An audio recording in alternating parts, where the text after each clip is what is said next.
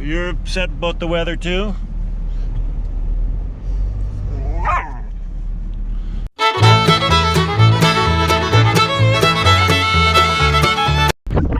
I think this tire is beyond repair. Still holding air. I filled it up yesterday. Anyways, good morning everyone. We're gonna get the tractor here.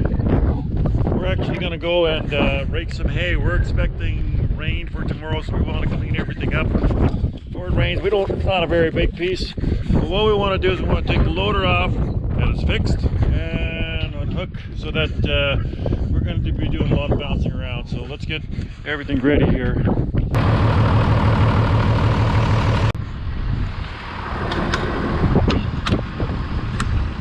All it is.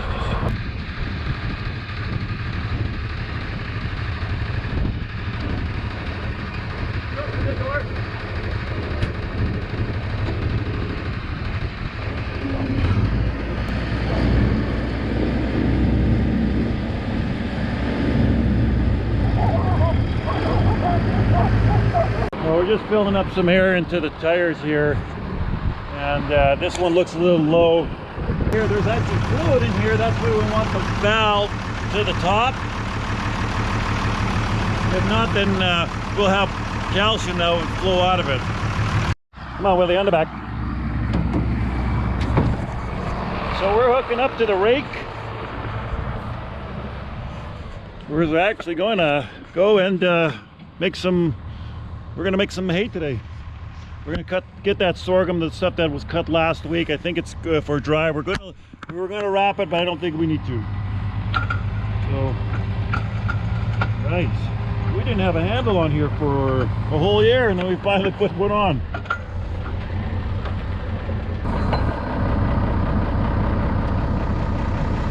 Go a little ahead there. There we go.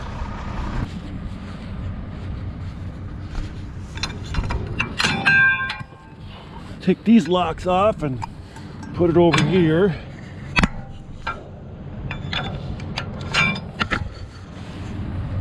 Okay.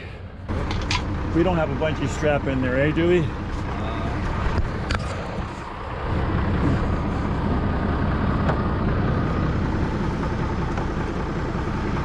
Right on, that'll work.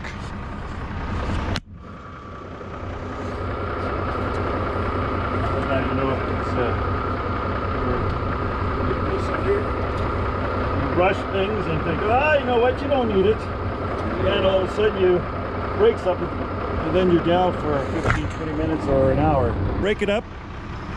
The baler is in that shed there. We'll bale it up and just get it all wrapped up. Should I grease up the baler at all, or oil the chains? Or... You know what? I think I would just go and maybe we'll just oil the chains. That's about all. Right. So, but for greasing, I think will be. So Sasha's taking out the rake. We're gonna rake that sorghum. Shouldn't take him very long to rake.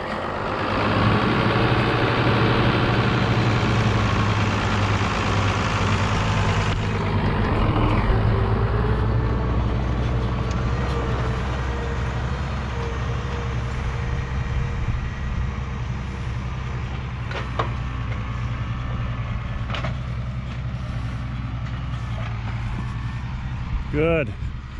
All right, we're rolling. Joyska really wanted to get this truck painted today. I don't think that's going to work. I might just bring it into the shop. I might actually try to get this thing running too. So I had the cows in here 2 days ago. I had them in here yesterday. Now I want to put them into here. So what the plan is the cows actually went through here and grazed this down. So they grazed this down. Now what I'm going to do is I'm going to take this portable wire. It's actually way up over there. I'm going to tie it to that end and string it all the way to that fence post. And I'm going to go to that hydro pole over there and then see if I can string it all the way to that hydro pole.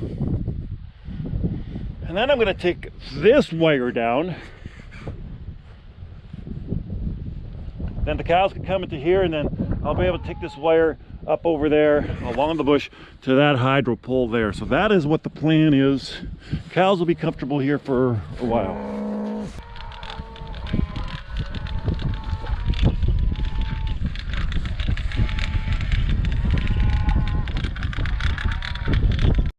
Let's go and tie it up. You wouldn't even know there was a fence. The only thing you could tell that there was a fence here, that actually the cows, you can see where the line is. The cows have grazed on the left-hand side. Right-hand side, they haven't grazed. They know what's going on. It's our third day in a row we've been putting them into a different spot. It is a little bit of work, but if we can extend our grazing for 5 days, that is a tremendous amount of savings we can give on our cattle. You know, if our feed cost is $200 a day, 5 days, that's $1,000. We saved $1,000 on just managing it. And spending an extra 15 minutes a day isn't very much. Oh, it's gonna probably take me half an hour because I have a bum knee. Those portable reels really pay off.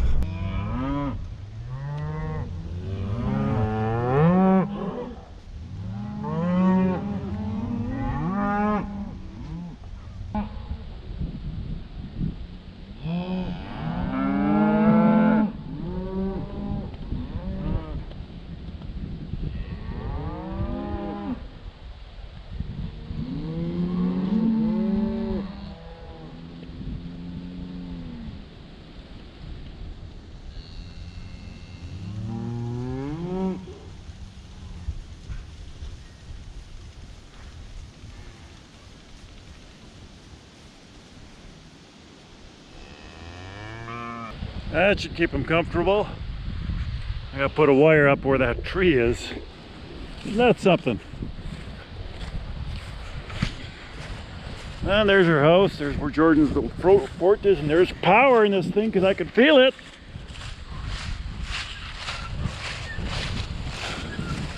Wire was just touching me very lightly, and I could feel it. You'll probably ask, well, why don't you just let them out in the whole field instead of just giving them piece by piece? Well, this is the reason. In this whole field here, I probably will have maybe 6 days of grazing. But if I do it in chunks like this, I can actually probably gain 2 to 3.5 days of grazing doing that. So when you are feeding these cows or a mechanical feed, like round bales, that's what I call mechanical feed. So when you're feeding them, it's going to cost roughly $200 a day. So you know, you multiply 200 by 2.5, let's say we just do, that's $400. And you know, if we do it on these pieces here, if we can gain over 10 days, that's $200 we're saving. $200, that's $2,000. My math is wrong. Well, anyways, let's go see how Sasha's making out with the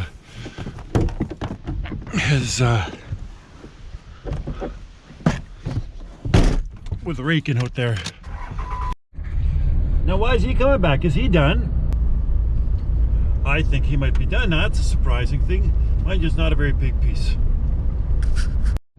Well, I'm just I just came out to check the sorghum. Sasha just raked the second cut up, and you can it's actually dry. Last night we had a southeast wind that was just kept blowing all night, and now a little more wind, and he's got a few rows here, so he's home already. He's hooking up to the baler, and he's gonna bale these. He's gonna bale up these, and we'll wrap it up, and that is gonna be it for this 2021. And as farmers, you just say we're thinking about next year already. We have come up to a problem. Our power takeoff doesn't want to work on a tractor, and I think the solution is we don't have enough oil in hydraulics. So we are filling up the hydraulics, and the reason it doesn't have very much oil in it, I'm assuming, because it all went into the hydraulic cylinders there. Never even thought of it. Learning something every day, hey guys? Well, Sasha's off already. He's taken off. He's gonna bale that little bit of sorghum.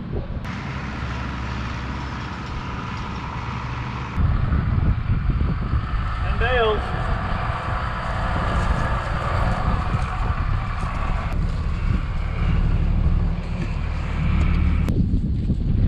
Let's see how our turnips have.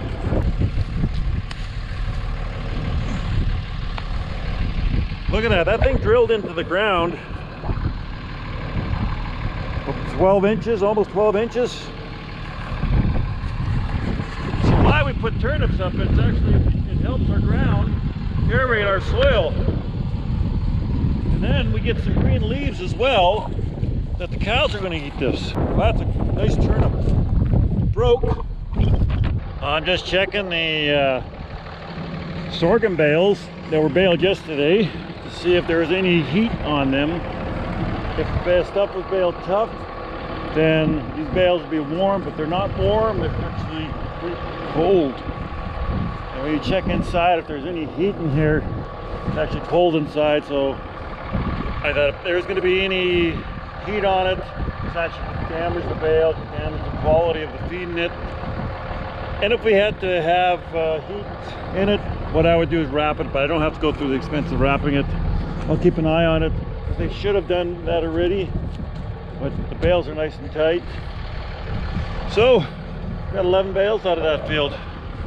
Pretty happy, and we threw a half a bale out for the bulls over there too.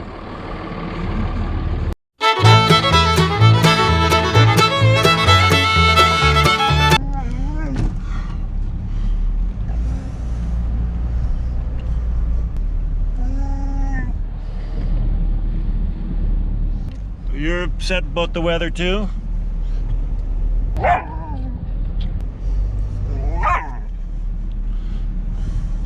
Are you sad that it's fall? Are you sad that it's summer's gone?